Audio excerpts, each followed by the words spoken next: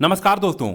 आधुनिक भारत के इतिहास में आधुनिक भारत के विभिन्न गवर्नर, गवर्नर जनरल और वायसराय यानी कि 1757 से लेकर 1950 तक भारत में जितने भी गवर्नर, गवर्नर जनरल और वायसराय हुए हैं उन सभी को इस वीडियो के माध्यम से हम लोग कवर करेंगे। तो चलिए शुरू करते हैं। अब देखिए, आपको पता होगा कि शुरुआत में अंग्रेज ईस्ट इंडिया कंपनी के माध्यम से अपने व्यापारिक हितों की पूर्ति के लिए भारत में वो एंटर करते हैं, लेकिन आप आगे देखेंगे कि 23 जून 1757 को यानी कि प्लासी युद्ध के बाद अंग्रेज अब न केवल व्यापारिक उद्देश्य बल्कि भारत के राजनीति में भी ये हस्तक्षेप करना प्रारंभ कर देते हैं और इसकी शुरुआत प्लासी युद्ध के साथ हो जाती है। आपको पता होगा कि ये जो प्लासी जो जगह है वो भागीरथी नदी के किनारे स्थित है और यहीं पर 23 जून 1757 को प्लासी का युद्ध होता है और इस युद्ध में बंगाल के नवाब सिराजुद्दौला और अंग्रेज शामिल होते हैं। हालांकि यह युद्ध नहीं होता है, यह एक नाम मात्र का युद्ध होता है, वास्तव में यह एक षड्यंत्र होता है और इस षड्यंत्र में आप देखेंगे कि बंगाल के जो नवाब होते हैं सिराजुद्दौला, इनके अपने ही लोग शामिल होते हैं। यहाँ तक कि इनकी जो मौसी होती हैं घसीटी बेगम, वो भी इनके खिलाफ इस षड्यंत्र में शामिल होती हैं। केवल दो व्यक्ति होते हैं जो नवाब का साथ देते हैं, उसमें पहला है मीर मदान और दूसरा सोहन लाल। ये दो वीर सिपाही होते हैं जो कि एकदम सामने से जाकर के इस युद्ध में लड़ते हैं। बाकी सब नाम मात्र का पहले से सेट तैयार किया गया युद्ध होता है। यहाँ तक कि इनका जो सेनापति होता है वो भी इस षड्यंत्र में शामिल होता है और युद्ध लड़ने से पहले ही युद्ध हारने की घोषणा कर देता है। और इसी के साथ ही प्लासी युद्ध के बाद अंग्रेजों ने बंगाल पर कब्जा किया और बंगाल पे कब्जा करने के साथ ही साथ अंग्रेजों ने भारत के राजनीति में हस्तक्षेप प्रारंभ कर दिया। अब तब से आप देखेंगे कि 1757 से लेकर के और 1950 तक भारत में विभिन्न गवर्नर हुए, गवर्नर जनरल हुए और वायसराय हुए। उन सभी को एक एक करके इस वीडियो में हम लोग देखेंगे, उनका नाम, कार्यकाल। अब देखिए, करीब करीब 42 ऐसे गवर्नर जनरल हैं 1757 से लेकर के और 1950 तक। उन सभी को याद रखना बहुत ही मुश्किल है, तो मैंने पूरी कोशिश की है कि ये जितने भी गवर्नर हैं इन सभी को 4 भाग में मैंने बांटा है और पूरी कोशिश की है कि आपको काफ़ी अच्छे से चीज़ें समझ में आए और आपको याद भी रहे। आप देखेंगे कि मैं जो है किसी तरह का कोई PDF यूज नहीं करता अपने वीडियो में। आप ये जो स्लाइड देख रहे हैं इसे मैं खुद मोबाइल में टाइप करता हूँ, टाइप करने के बाद स्लाइड बनाता हूँ और उसके बाद ही मैं वीडियो बनाता हूँ। इसलिए वीडियो बनाने में मैं बहुत मेहनत करता हूँ। अगर मेरा वीडियो आपको अच्छा लगे तो प्लीज़ मेरे चैनल को सब्सक्राइब कर लीजिएगा और वीडियो को ज़्यादा से ज़्यादा लाइक और शेयर करिएगा।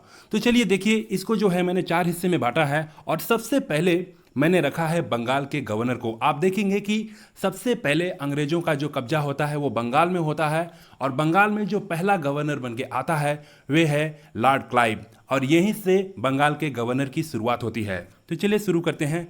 तो बंगाल के जो पहले गवर्नर होते हैं वो होते हैं लॉर्ड क्लाइव और इनका जो कार्यकाल होता है वो 1757 से 1760 तक होता है।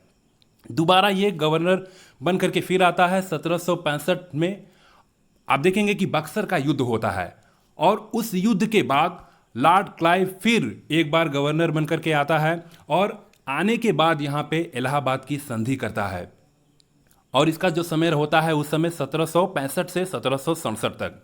इसके बाद हालवेल का नंबर आता है। हालवेल जो है बंगाल के गवर्नर बनते हैं और ये अस्थाई गवर्नर नहीं होते हैं बल्कि अस्थाई गवर्नर होते हैं। इसके बाद वेंसी टाट जो कि 1760 से 1765 के बीच ये बंगाल के गवर्नर होते हैं। इसके बाद वारलेस्ट जो है बंगाल के गवर्नर बनते हैं और इनका जो कार्यकाल होता है वो 1767 से 1769 तक होता है।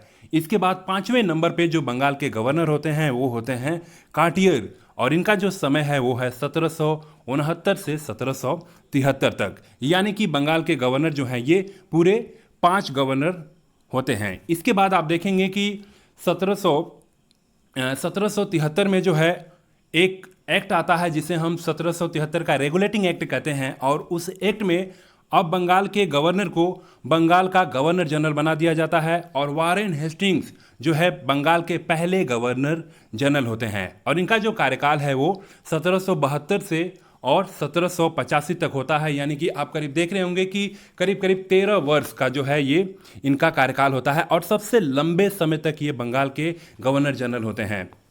इसके बाद जो नंबर आता है वो कार्नवालिस का आता है और इनका जो कार्यकाल होता है वो 1786 से लेकर के और 1793 तक का जो है इनका कार्यकाल होता है।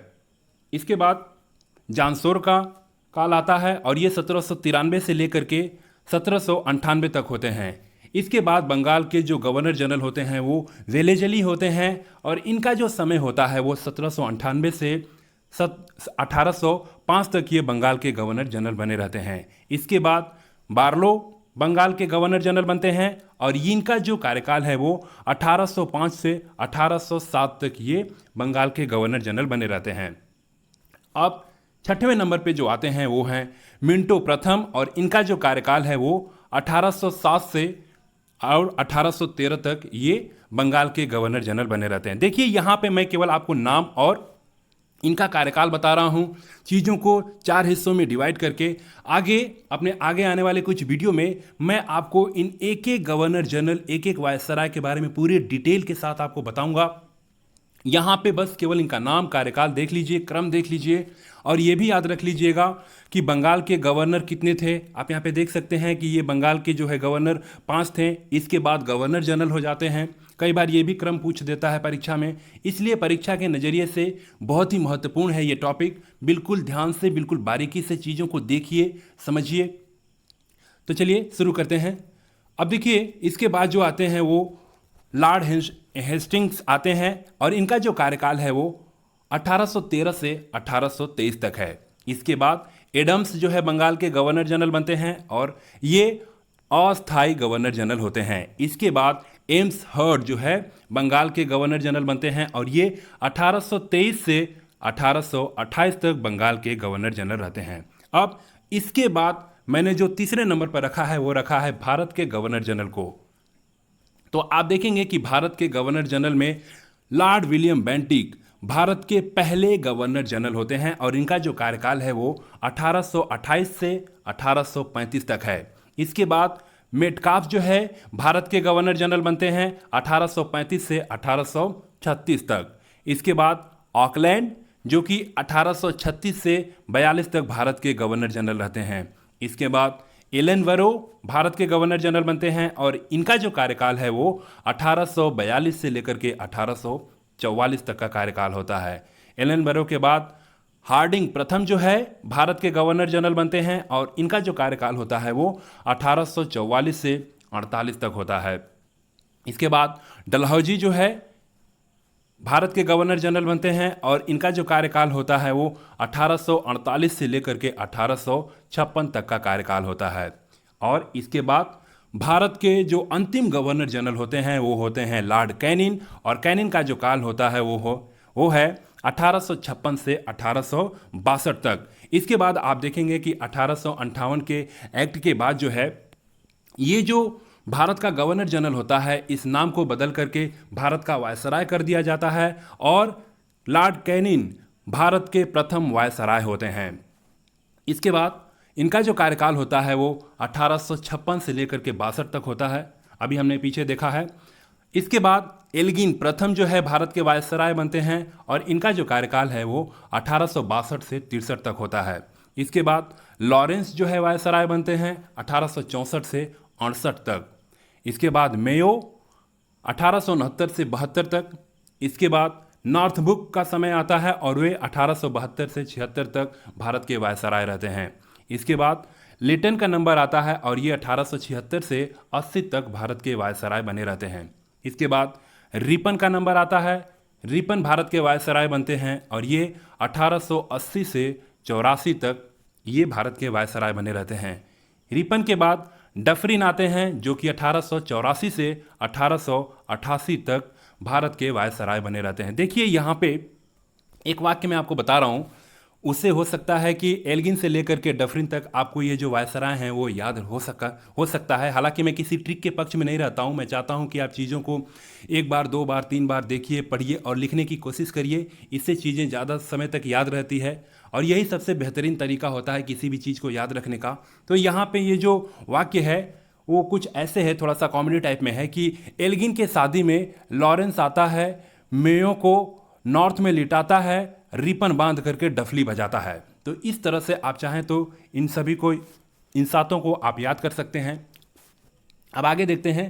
इसके बाद लैंसडाउन का समय आता है और ये 1888 से 94 तक इनका समय रहता है। इसके बाद एल्गिन द्वितीय जो है भारत के वायसराय बनते हैं और ये 94 से लेकर के 1999 तक रहते हैं। इसके बाद लॉर्ड कर्जन का, आपने कर्जन का नाम सुना होगा, बंगाल विभाजन इसी के समय हुआ था, 1899 से लेकर के 1905 तक।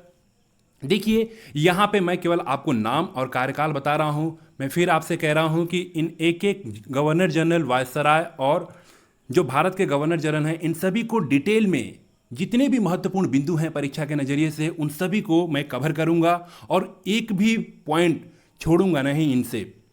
बस यहाँ पे आप नाम, क्रम और ये देख लीजिए कि कौन बंगाल के गवर्नर हैं, कौन भारत के गवर्नर जनरल हैं, कौन वायसराय हैं। इन चीज़ों को आप यहाँ पे देख लीजिए, एक बार इनका कार्यकाल देख लीजिए। आगे पूरा डिटेल से हम लोग कवर करेंगे।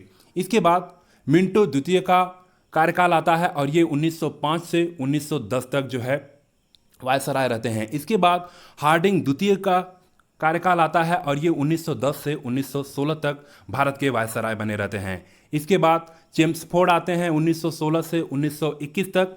इसके बाद फिर रीडिंग आते हैं जो कि 1921 से 1926 तक भारत के वायसराय बने रहते हैं।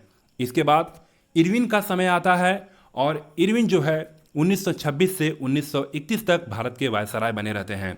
इसके बाद वेलिंगटन जो कि 1931 से 1936 तक भारत के वायसराय बने रहते हैं। इसके बाद लिन लिथगो जो कि 1936 से 43 तक भारत के वायसराय होते हैं।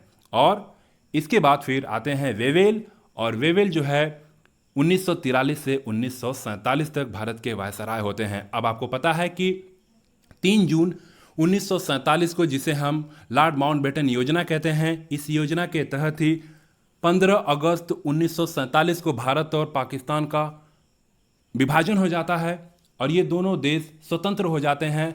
और स्वतंत्र भारत में पहले गवर्नर जनरल बनते हैं लॉर्ड माउंटबेटन, जो कि 1947 से 1948 तक भारत के गवर्नर जनरल रहते हैं।